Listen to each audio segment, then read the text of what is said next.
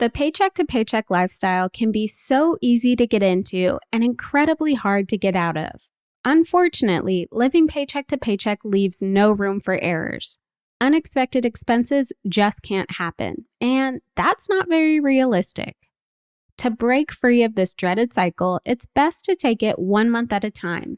This is the approach I take with my clients, and trust me, slow and steady wins the race. Today's episode is a quickie but a goodie. I'm sharing how you can realistically get 1 month ahead on bills and break free of living paycheck to paycheck. Welcome to the City Girl Savings Podcast. I'm Rhea Reeves, founder and finance coach of City Girl Savings. I turned my life around with budgeting many years ago, and now I'm on a mission to help others do the same. I fully believe that you can enjoy your life on a budget. And this weekly show will focus on the intersection of money and the city girl lifestyle. Join me every week along with some special guests as I share my experiences, advice, and guidance on navigating life and money as an experience-loving millennial.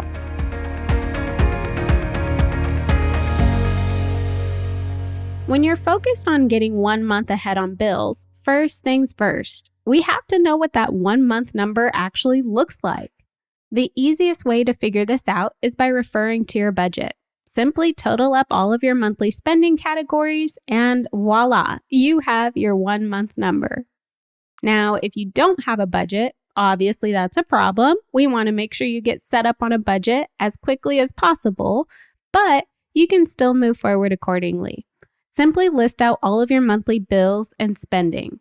Make sure you don't forget anything by looking through any past bank statements or bank activity, just in case. Once you have all of your numbers listed, decide if you want to include any variable spending in your 1 month goal number. Variable spending includes things like groceries, gas, public transportation, dining out, etc. These are basically things we spend money on every month, but they don't have a set amount or due date. You can include this spending in your 1 month number if you want, but at minimum, all of your monthly bills and minimum debt payments should be included in your overall 1 month number. Now, I personally recommend leaving out any discretionary spending, at least for your first go at saving 1 month's worth of bills.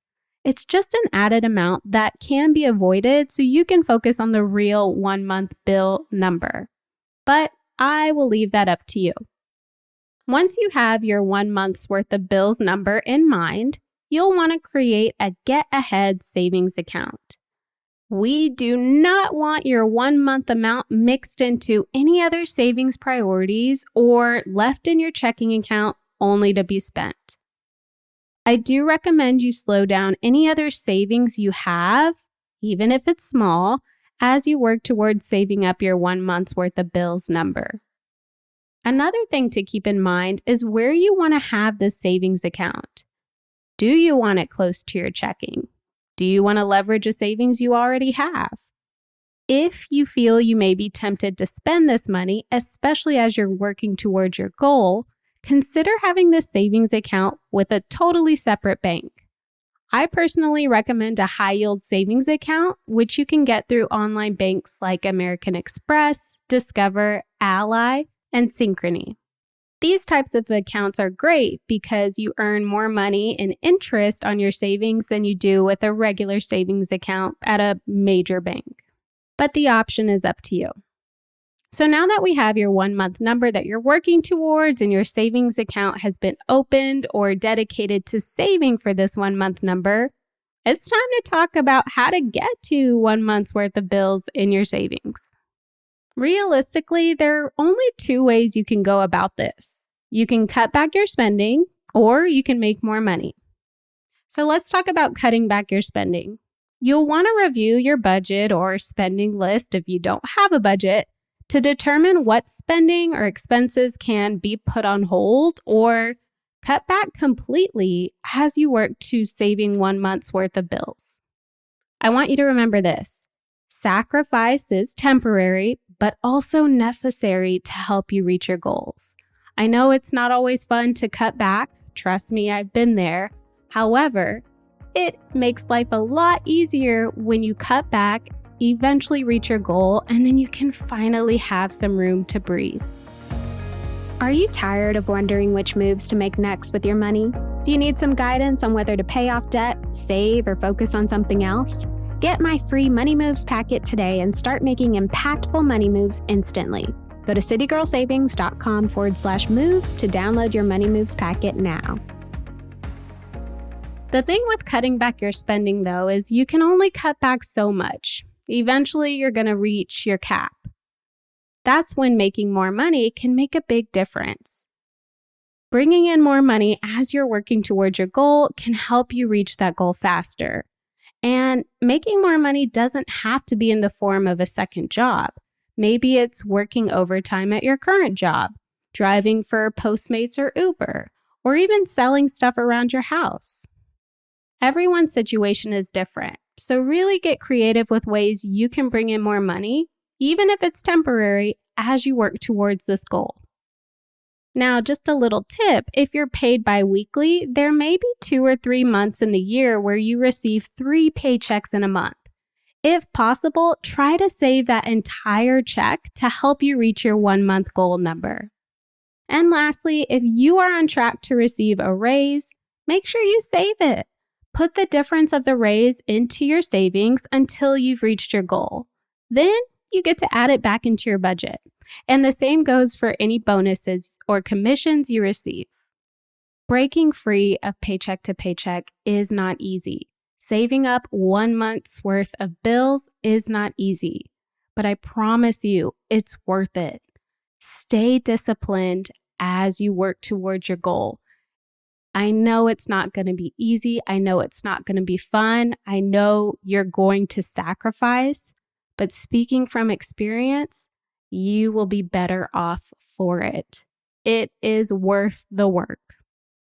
Now let's talk about what to do when you actually have 1 month's worth of bills saved. I think you really have 2 options. You can keep it in the same savings account and don't use it until you need it, or just have it there knowing that you have 1 month's worth of bills should anything come up. But another option is to live off of the savings amount moving forward. So what this will look like is at the very end of the month or the first of the next month, you take all of the money currently in your 1 month or get ahead savings account and move it to your checking account. This is the amount you will need to work with all month, so make sure no overspending and that you have your budget tightened up. Now, with 1 month's worth of bills moved to your checking account at the beginning of the month, any income that comes in throughout the month needs to go to savings or building up your checking account for the next month worth of bills. Now, this will be very beneficial if you're still bringing in that extra money. You'll eventually have more than 1 month's worth of bills saved come the next month. If you decide to go this route, I want you to proceed with caution. Do not let the larger account balance fool you or make you feel like you have free rein to spend. To keep this process flowing, to make it work for you, to always have 1 month's worth of bills saved, you'll have to budget and spend like you don't have an extra 1 month's worth of bills in your account. So stick with your normal budget and you'll always have that extra 1 month amount in your account. Doesn't that feel good? Remember, anything worth having is worth working for. I know that this will take some time, but trust me, you will be better off once you have that extra cushion in your savings account. You will also be able to sleep at night. Lift that weight off your shoulders. Release a little bit of stress and worry that comes with your finances currently. Again, breaking free of paycheck to paycheck is not easy, but if you follow these steps, you will break free, you will have 1 month's worth of bills saved, and you'll be able to start working towards other goals you have. Best of luck. You got this. Thank you so much for tuning in to City Girl Savings today. I hope you feel empowered and inspired to master your money as you make your way to your dream life. Make sure you subscribe so you're the first to know when a new episode comes out. I truly value your thoughts and feedback, so please leave a review and let me know how this podcast has impacted you. Can't wait to chat soon and make it a great day.